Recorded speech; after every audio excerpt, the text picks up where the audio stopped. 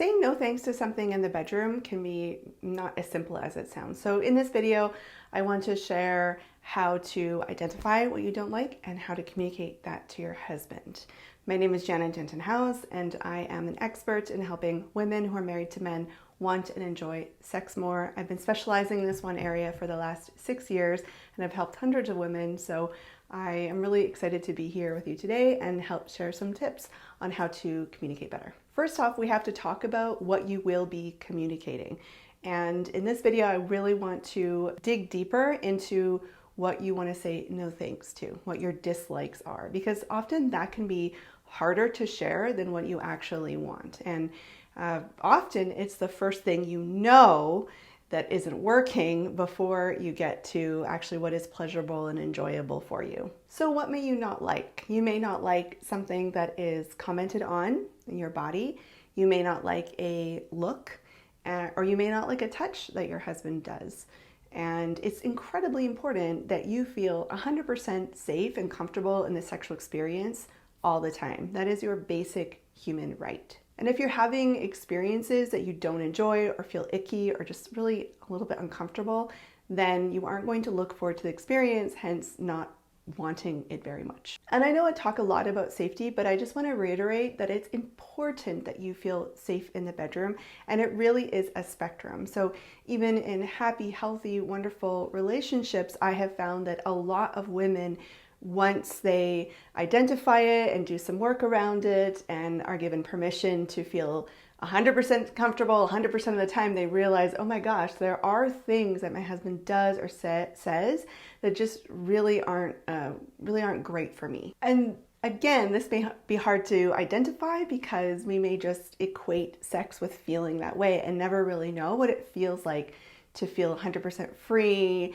and comfortable and not feel like we have to push ourselves or that we're being pressured into things. And unfortunately, what women are taught to do is to look at themselves and say, well, if I don't like this thing, if I don't like my butt being slapped or being called sexy or having wet sloppy kisses, then there must be something wrong with me. And I just want to really pause here and examine this for a minute. I want to offer that there may be something else going on here. What if instead of you being broken or something wrong with you, you just didn't like it, and that you have permission to not like what you don't like and like what you do like? What if just things weren't fitting right for you and that was okay? To give a few examples, it took me a long time to give myself permission to declare to myself, to tell the truth to myself, and then to tell the truth to my partner that I didn't like certain things. And those include, I don't like oral sex. I like a version of oral sex, but I needed the permission to say no to that one formulaic experience in order to explore what I actually liked. I don't like big, wet, sloppy, tonguey, Frenchy kisses. I don't really like my breast being touched. I don't like being called beautiful. And even though a lot of those things may be culturally expected for women to like, it's just a fact. It's a neutral, boring fact that I like what I like and I don't like what I don't like. This can feel really scary to admit this to yourself. And I just want to, just acknowledge that this is really not a simple process. So it's one thing to figure out what you don't like, and then it's another to communicate to your partner, because there can be a lot of fear there. There can be a lot of fear that maybe he'll get his feelings hurt, he'll feel rejected, he won't feel important. Maybe he'll think you're weird or strange, or maybe you'll feel kind of crazy because he'll say, well, that's weird. Like, I thought all women like that. And then you'll end up feeling even more broken than when you started with. And these are all real and valid concerns, and I've certainly experienced my husband having these feelings, as well as watching husbands of wives who have supported have some of these feelings. So I want to share my point of view here.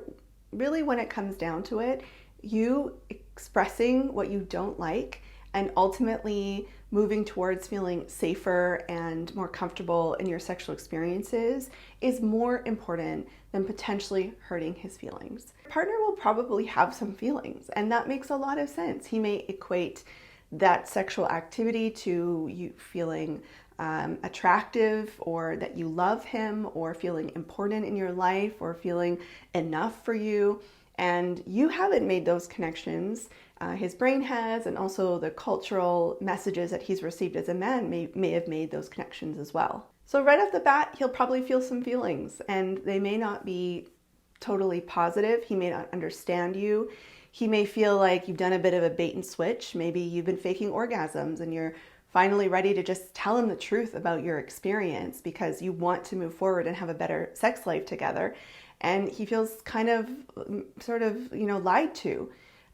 What he doesn't understand is that a woman, you've been told to put other people's needs above your own and to make him feel the most pleasured and most having a most enjoyable experience, because as women we're supposed to cater to men in the bedroom as the cultural message dictates.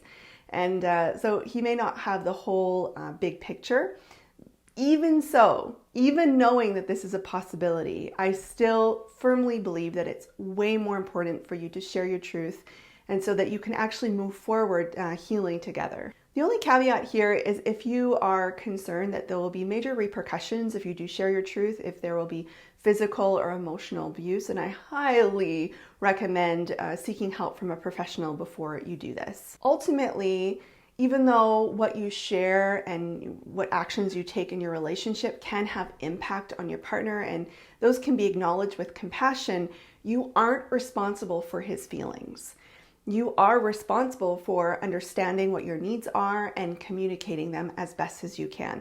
And this is what I'm encouraging you to do. I've seen hundreds of women courageously share their truth with their husbands in really difficult circumstances, whether it came to those orgasms or not liking a certain touch that he used to do a lot, or just putting your foot down when it comes to not wanting to maybe give oral sex or even touch his penis or anything. You're allowed to not like anything. You are not obligated to do anything that makes you feel unsafe or uncomfortable. So I really encourage you, if you want, you don't have to do anything with this video, but I really encourage you, if this feels like something you want to get started with or you want to move forward with, is to observe how your body reacts in different situations. If your husband comments on how your bum looks in your jeans, for example, notice, does it feel like very expansive and free and warm? And do you feel magnetized towards him? Or do you feel restricted and tight and like you want to run away? Both of those experiences are perfectly valid. Right now, you're just being a detective and noticing how your body responds to when it's a yes for you and when it responds to when it's a no. And it can give you amazing data from which to start from. Ultimately, I want to end with this. Your pleasure and your enjoyment in this sexual experience is incredibly important. It doesn't matter if you have a lot of shame or anxiety around sex, or you feel inhibited, or you feel like a prude, or you feel like you're not very adventurous. It doesn't matter whatever labels that you or your partner or society have placed on you. You like what you like and you don't like what you don't like. It's a fact. And nobody can take that away from you. Nobody can explain that away. You don't need to justify that to anybody. And I know there can be a fear of, well, what if I don't like anything moving forward?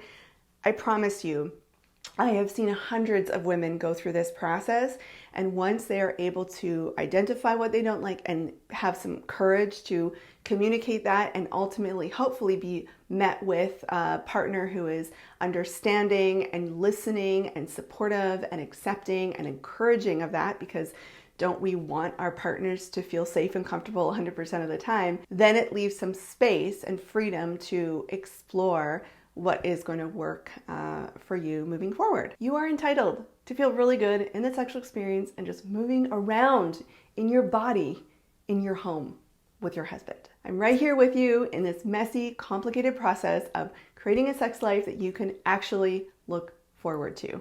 Thank you for watching, and if you'd like to support this mission in reaching more women, to tell them these messages of safety and comfort and pleasure and permissions and all of that wonderful stuff, you can really help this channel grow by subscribing, liking the video, and if you feel courageous, sharing it with a friend. I'll see you in the next one.